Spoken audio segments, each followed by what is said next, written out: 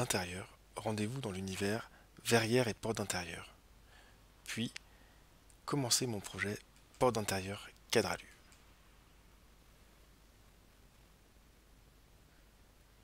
Nous allons ici faire une porte battante. La porte battante est disponible avec dormant ou sans dormant. Vous avez le choix parmi différentes couleurs, du noir, du noyer, mais également le râle à la demande. Il faut ensuite renseigner la largeur du dormant.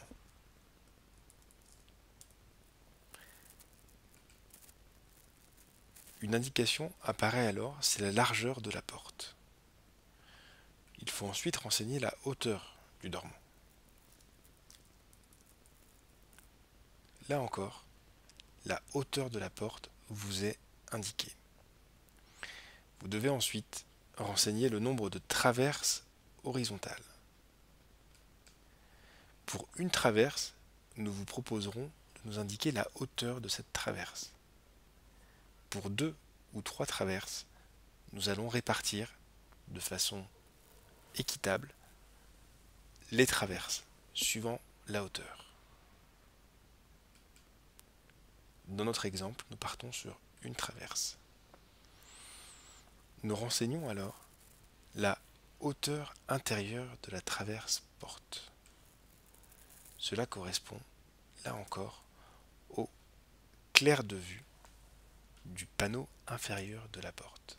Mais afin de clarifier ce positionnement de traverse, le champ d'après précise à quelle position se situe la traverse, depuis le sol jusqu'en haut du profil traverse, tel qu'il est expliqué dans le schéma du commentaire. Cela est très utile pour aligner cette traverse avec, par exemple, une verrière avec soubassement. Nous renseignons ensuite le nombre de montants verticaux. Pour les portes battantes ou portes suspendues, les montants verticaux sont des plats à coller de 25 mm de large. Il faut ensuite préciser le sens d'ouverture. 2 sens sont possibles, le poussant gauche ou le poussant droit. Cela va jouer sur la porte que nous allons vous préparer et notamment les pommelles que nous allons choisir.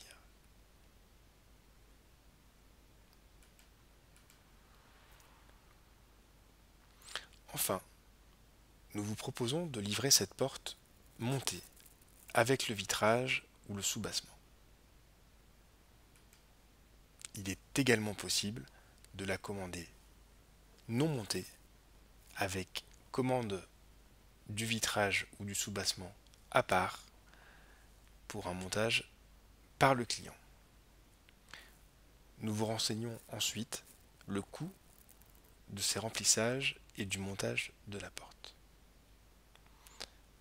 Il faut ensuite ajouter au panier et là encore, comme pour la verrière ordinaire, nous indiquons les débits de vitrage ou de soubassement. Cela est très utile si l'on commande la porte en kit pour pouvoir en parallèle, dès la commande, pouvoir commander le vitrage ou le soubassement et ainsi ne pas perdre de temps. Il suffit ensuite de valider son panier et voilà, c'est aussi simple que ça.